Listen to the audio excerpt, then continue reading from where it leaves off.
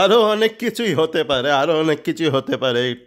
আমরা একটু সামাজিক বিষয় নিয়ে আলোচনা করব। কিন্তু শুরুতে একটুখানি ইস্ট বেঙ্গল নিয়ে একটু হালকা টাচ করব। কেননা অনেকে হয়তো না তো আমার পরিচিতরা বলে, "এই কি তুমি পুরো সামাজিক ব্যাপারে চলে গেলে দেখছি। ইস্ট বেঙ্গল কই গেল?" একটু ছোট্ট করে একটু বলব। দেখুন আজকে আপনারা দেখেছেন যে বর্তমান কাগজ থেকে মানে ভালো করে তুলোধনা করেছে এই AIFF অল ইন্ডিয়া ফুটবল ফেডারেশনকে। কেননা বলছে যে অল ইন্ডিয়া ফুটবল ফেডারেশন এটা বেআইনি কাজ করেছিল, যে ফিফার নতুন লোনের নিয়মটা সেটা লাগু মানে সেটা কার্যকর করেনি, লাগু ভুল বললাম। তো এখন তো এআইএফে ভয় পেয়ে গিয়ে আপাতত এই আনোয়ার আলী কেসটা টানছে। এখন ঘটনা হলো এই কথাটা না, আমরা অনেক দিন আগে আমার চ্যাট ফোরামে আলোচনা করেছিলাম। তা যা গিয়ে একটু দেরি হোক, বুঝেছেন, অনেকে বুঝেছেন, বর্তমান বুঝেছে, ভবিষ্যতে বুঝে যাবে। এবার আমরা আসা যাক আর একটা খবর, একটা গরম গরম একটা খবর যেটা বেরিয়ে গেছে যে ডিএনএ টেস্ট রিপোর্ট এসে গেছে। প্রথমে আপনারা দেখেছেন একটা ছোট্ট ডিএনএ টেস্টের কথা বলা হয়েছিল, যেটা আ সমস্ত যারা ইনভেস্টিগেটিং এজেন্সি তারা বলেছিল যে এই সঞ্জয় রায় বলে যে ব্যক্তিটি আ সন্দেহভাজন, যাকে অ্যারেস্ট করা হয়েছে শুরু থেকেই এই যে আ হাসপাতাল কাণ্ডে, তার নখে ওই যে ভিকটিম যে মহিলা তার নখে যেসব পাওয়া গেছে বায়ো স্যাম্পল সেটা সঞ্জয় রায়ের ডিএনএর সাথে ম্যাচ করছে। তো তখন আমার একটা প্রশ্ন ছিল, যেটা আমি অনেককে করছিলাম আমার পরিচিত মহলে, যে ঠিক আছে এই ডিএনএর রিপোর্টটা পাওয়া গেলে এর থেকে বোঝা গেল যে দুজনের মধ্যে ধস্তাধস্তি। এর বেশি কিছু বোঝা যাচ্ছে না, কিন্তু এর বেশি কিছু বোঝা যাচ্ছে না।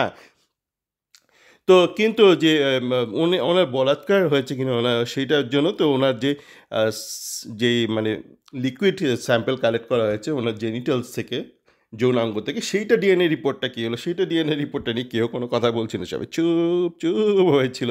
প্রায় গোটা ২০ দিন হয়ে গেল সব চুপ হয়েছিল। তো এখন কিন্তু আজকে বর্তমানে ব্যাপারটা লিক হয়ে গেছে। মানে ওই যে ডিএনএ ল্যাব রিপোর্ট এসছে সেখান থেকে লিক হয়ে গেছে। ব্যাপারটা হচ্ছে যে ওই ওনার যে ভদ্রমহিলা ব্যক্তি যে ভিকটিম, ওনার যে যৌনাঙ্গের যে স্যাম্পল পাওয়া গেছে সেখানে কিন্তু শুধুমাত্রই সঞ্জয় রায়ের ডিএনএ স্যাম্পলই পাওয়া গেছে।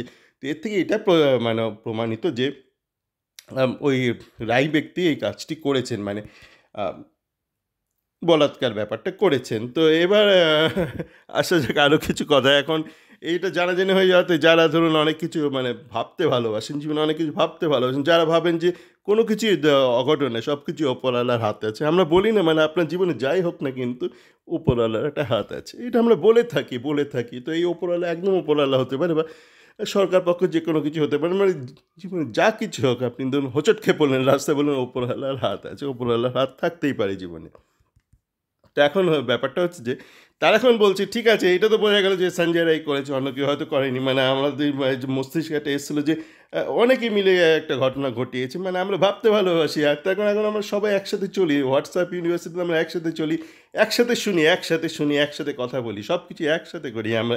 আমরা একটা মানে আহ, নিম্ন শ্রেণীর প্রাণীরা দেখবেন কুকুর ঠুকুর সব একসাথে ঘোরাফেরা করে। তো আমরা একটা একসাথে একটা শ্রেণী হয়ে গেছি, সমাজ, সত্যিকারের সমাজ হয়ে গেছে। একসাথে শুনি, একসাথে বুঝি, একসাথে কথা বলি। তো তারা বলছে ঠিক আছে এটা বুঝলাম না, ঠিক আছে তোমরা এই মেনে নিলাম যে ওই সঞ্জয় রায় একাই করেছে, কিন্তু মানে এর পেছনে তো ষড়যন্ত্র আছে, গভীর ষড়যন্ত্র আছে। তো গভীর ষড়যন্ত্রের ব্যাপারে আমি গতকাল সকালে আমার একদম পরিচিত কিছু ব্যক্তিকে বলেছিলাম, দেখুন ভাই এই মানে একটা কথা আমি বুঝতে পারছি না, মানে আপনারা বলছেন যে যে ঘোষ ব্যক্তি, যে প্রিন্সিপাল এই হাসপাতালে, সে নাকি ধুরন্ধর ব্যক্তি, সে বিশাল বড় ভিলেন। মেনে নিলাম, হতেই পারে, একটা তৃতীয় বিশ্বে এরকম অনেক ভিলেন থাকে, এ হয়তো এরকম একটা ভিলেন। সে আবার শিক্ষিত, মানে সে অর্থোপেডিক ডাক্তার, মানে শিক্ষিত ভিলেন, মানে বুদ্ধিমান ভিলেন, মানে একদম মানে একদম হাই ক্লাস ভিলেন, মানে ওই প্রফেসর টাইপ, মানে আপনার ওই ওই মানি হাইস্টের ওয়েব সিরিজের মধ্যে একদম এডুকেটেড ভিলেন। তাই বললাম এত শিক্ষিত ভিলেন সে নিজের কর্মস্থলে ক্রাইম করবে, মানে আমি এরকম মনে হয় ছোটোবেলা থেকে অনেক গল্পের বই পড়েছি, মানে এই গোয়েন্দা গল্পে টল্পে যত ব্যোমকেশ থেকে শুরু করে মিতির মাসে সব পড়েছি। তো আমি না কোথাও এরকম দেখিনি যে যে শিক্ষিত ভিলেন, মানে সে খুব মাথা খাটিয়ে নিজের বাড়িতে একটা খুন করবে, পুলিশ বলে "এ কি এটা, এর ঠিকানা তো আপনার বাড়ি দেখছি মশাই, আপনাকে আগামী দিন অ্যারেস্ট করবা, এ কি আপনি আপনার নিজের কর্মস্থলে করলেন এই কাজটা"। তো জানি না, এটা নিয়ে বলেছিলাম। তারপর আমি দেখলাম সন্ধ্যেবেলা অনেক ইউটিউবার এইটা নিয়ে কথাবার্তা বলছে। হয়তো সে ইন্ডিপেন্ডেন্ট থিঙ্কিং হতেই পারে, মানে আমার বলা কথা মনে হয় না তাই শুনেছে, হয়তো নিজেরই মাথায় উপলব্ধি উপলব্ধি হতেই পারে মানুষের জীবনে।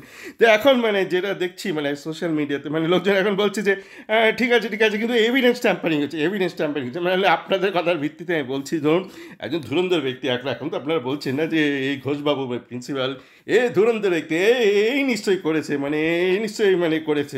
যদি আমি বলে দিলাম মানে করলে কেন নিজের বাড়িতেই করবে ব্যাপারটা মানে হ্যাঁ, বলছি না এই করেছে আচ্ছা যদি এই করিয়ে থাকে ধরুন যেটা হলো সুপারি বলি না সুপারি দিয়ে যদি করিয়ে থাকে মানে সে কি আবার বলি কি দেখবে সঞ্জয় তুমি করেছো তো কাজটা দাঁড়া আমি একটু ডিএনএ স্যাম্পল একটু ছড়িয়ে দিয়েছি সঞ্জয় হ্যাঁ আমি একটু ছড়িয়ে দিয়ে যাচ্ছি তারপর সকালে এসে পরিষ্কার করে দিয়ে যাবো হ্যাঁ মানে এটা কি করবে কেউ মানে আপনি ধরুন বলুন ডিএনএ স্যাম্পল মানে ওখানকার এভিডেন্স ট্যাম্পারিং হচ্ছে না ব্যাপারটা একটু বোঝার চেষ্টা করুন যদি এইরকম হয় মানে কোল্ড ব্লাডেড মানে কেউ সঞ্জয়কে সুপারি দিয়ে করেছে সে কি মানে ওখানে গিয়ে অন স্পটে দেবে সঞ্জয় কাজটা করেছো তো ভাই সঞ্জয় কাজটা করেছো দাও সঞ্জয় একটু দেয়াল ঠেলে হাতটা ছুঁয়ে না একটু একটু এভিডেন্স দিয়েছে হ্যাঁ কেন এভিডেন্স স্যার আপনি এভিডেন্স দিয়ে যাচ্ছেন কেন স্যার কী হবে আপনাকে ধরে নেবে না সকাল বেসে সব আবার পরিষ্কার করে দেবো এভিডেন্স মানে কখনো হয় আপনার ভেবে দেখেছেন এটা বলার জন্য বলে দিচ্ছে না হতেই পারে আপনাদের মাথাটা না কি বলবো যাই ভালো থাকবেন সবাই ভালো থাকুন